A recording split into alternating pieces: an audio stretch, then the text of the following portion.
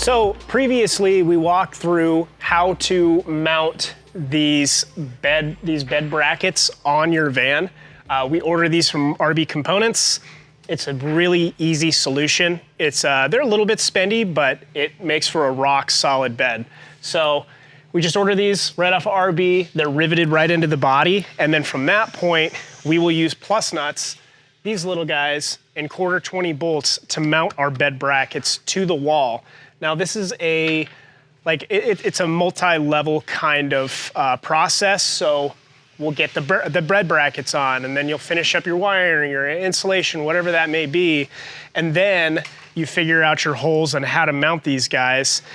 Then you put your wall panels up, then you put these brackets on. Now I like to wait until all the cabinets and everything are in and do the bed last, because once the bed is in, you essentially block off the rear of the van, so it's harder to get in and out. You can only use the side of the van, so I do the bed platform last. So right now, we're gonna go through mounting these guys so we can get the wall panels up, and then we can move on to our cabinets. Typically we have a CNC machine run all these holes for us. But there might be a lot of, just a lot of DIYers out there who might want to make all of their own components. So I'll show you guys how to drill these holes out and what tools to use and the idea behind how this whole thing works out. This is really, really easy stuff. If you have a table saw, a miter saw, and a jigsaw, you can do all of these components really, really easily. So we use 16 gauge steel for our bed platform.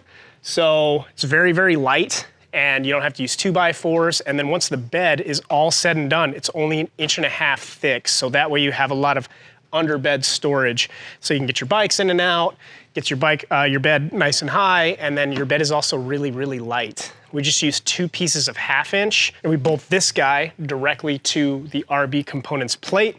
And then this is a cover to kind of dress everything up. So let's go through and we'll drill these holes out, and I'll show you guys what to use and how to do that. So this is almost the finished product of what I'm talking about and what we've been getting ready to install. But this is the bottom plate. So the bottom plate is gonna bolt directly to the wall through our RB Components mounting plate. So we're gonna countersink and drill these holes out. So what this does is gives you a little bit more surface area for the 16 gauge square tubing to fit and sit on top of, so it's not just a 1/2 inch. So we get this guy up here, line it up.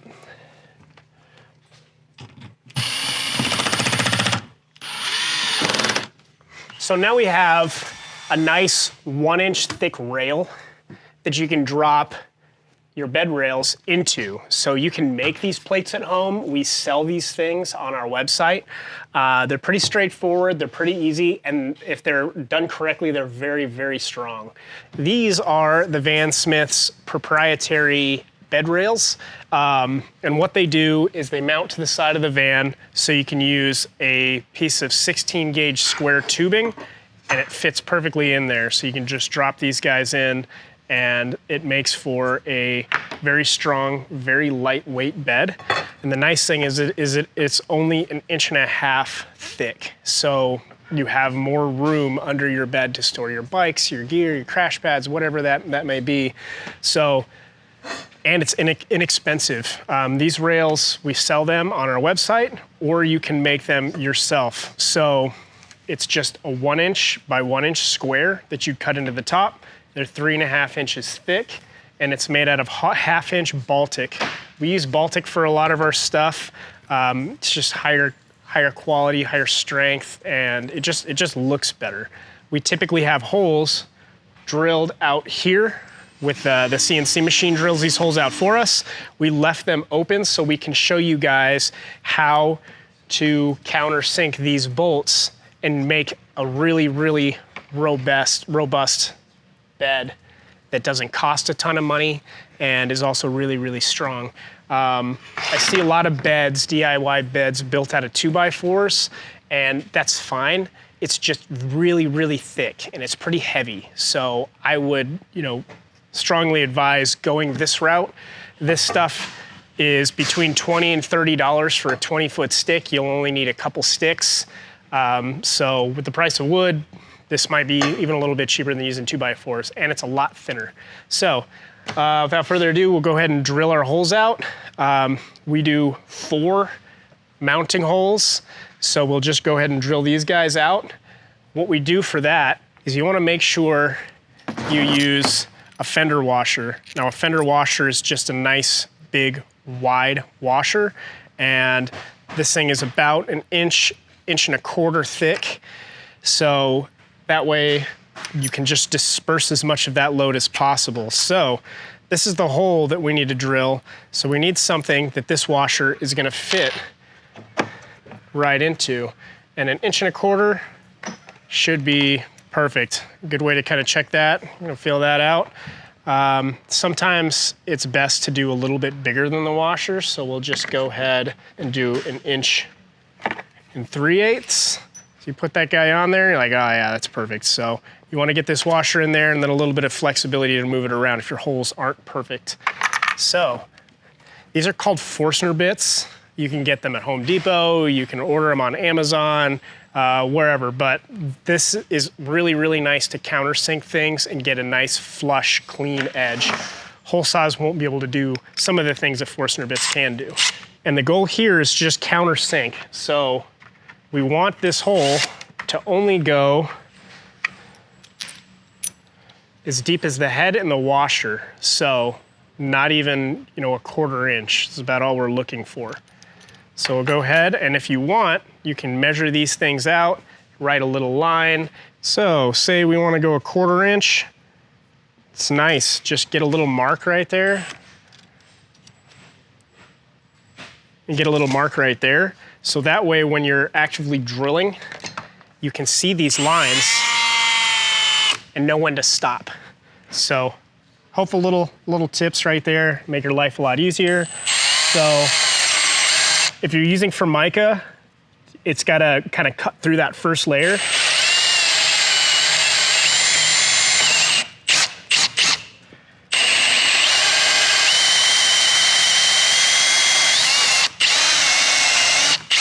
So there's our mark, and as you can see, it's nice about a Forstner bit. It's a nice clean hole. Make sure your washer fits right in there, your bolt head is gonna fit right in there, and then you'll just go through and finish up the rest. So as you're drilling, you're just kind of looking for a blur of black, and you see like, there's my mark right there. So as you're using this, just keep an eye out for it. You can use tape, you can use whatever. I've got an eye for a little black marker. I use this a lot, but piece of tape works just as well. Just get the tape on the top. When you get to the top, when you get to the tape, that's when you stop. That's when you know how far you need to drill. And then make sure this hole is also nice and square. Your washer's not cockeyed and your bolt's not cockeyed going into the wall. So it's a little bit off, so we'll go through and just shave a little bit. New Forstner bits cut really, really well too.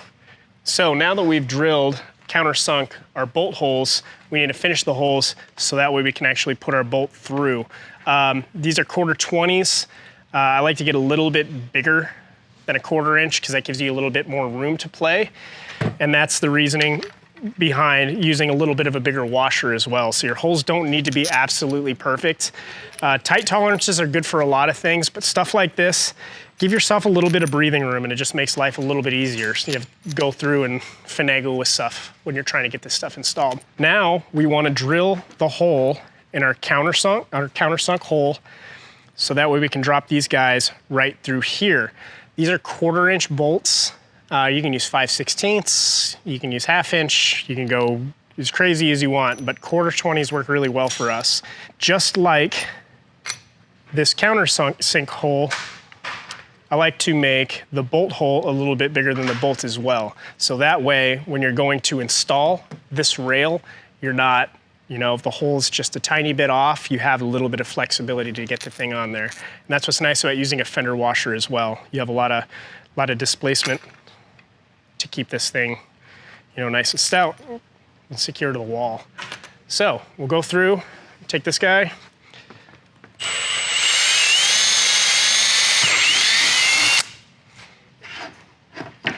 So now we have our countersunk hole. go ahead and check this out, make sure it fits and it's flush. And we want to get this bolt, the head of this bolt, all the way recessed. So that way, when we install this guy, that is also nice and flush. So you got these big ugly holes, and then we cover it up with our finishing plate. So we'll go through and we'll drill the rest of these guys out. So these plates are super easy to make. If you don't feel like making them, we sell these things on our site. And you can also do different things. You can use L-track, you can use angle, like angle aluminum or angled steel. Whatever you want to do to kind of make these things.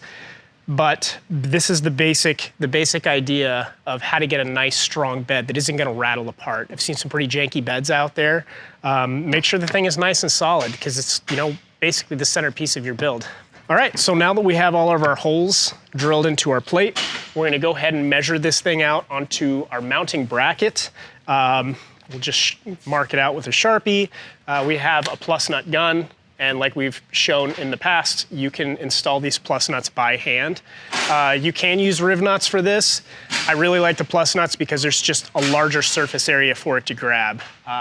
With thin stuff, riv nuts might not be the best. For thicker things, riv nuts are awesome, but plus nuts work really, really good for sheet metal, stuff like that. Now we are going to measure out these holes so we can install our plus nuts for our bed. When you're putting these guys up, I like to try and measure the bottom of the bed rail to 36 inches. This gives you plenty of room underneath your bed so you can store your mountain bikes while taking your front wheel off, and it just is a nice balance between storage underneath the bed and headroom when you're sitting on top of the bed, so you can still sit up in bed. So 36-inch bed clearance is where we put all of our beds, and again, it's just a nice balance. So first things first, you're gonna kind of want to center this thing out. I like to get about an inch gap from the back and push this thing all the way forward so you have room. You really want to make sure these are level with each other, because if they're, you know, off kilter, one's further than the other, you're gonna have a crooked bed. It's not gonna be, your platform's not gonna be square, and it'll just produce a little bit of problems. Not the end of the world, but just make sure these guys are lined up before you start punching holes. So again, I like to get about an inch. So when you're installing these brackets, make sure, again, it's the same lateral distance front to back as this guy so you don't get a crooked bed.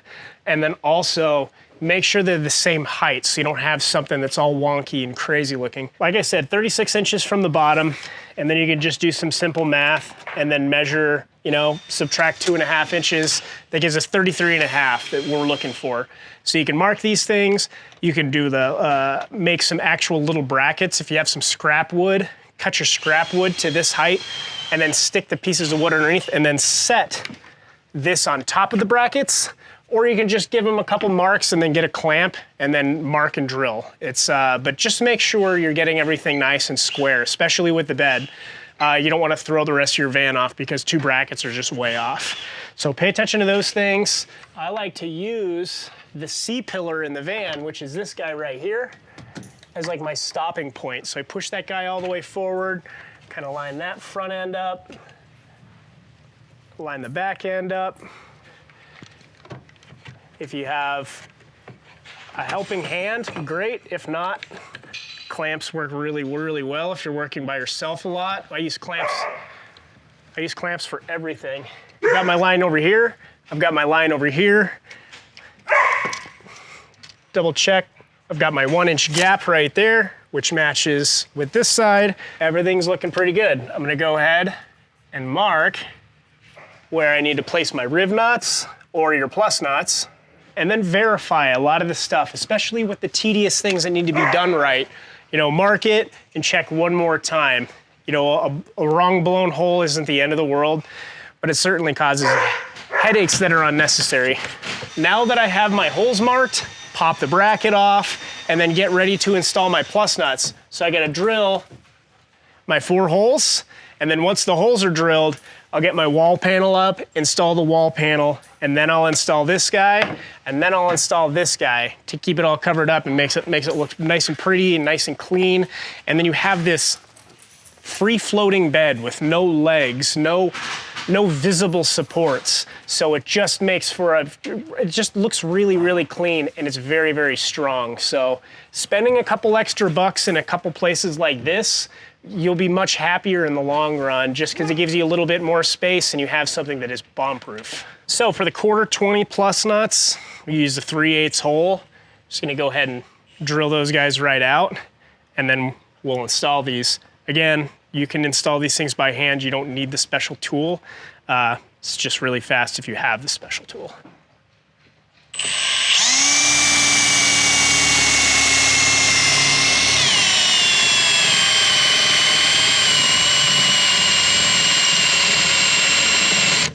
And again, before we get through this, remember right on the other side of this van is your wall, like the exterior wall. So be careful when drilling stuff so close to the wall. You'll have a bunch of little divots that just hit the outside of the van, and you have all these little dimples that can crack your paint, cause rust, and it just doesn't look very good. So one thing that is pretty nice, you can put a little piece of backing plate behind whatever you're drilling, or just be super, super careful. We're using our plus nut gun. We walked through how to do these things by hand. This is definitely overkill if you're only building one van, but if you're doing multiple vans, this thing is a lifesaver.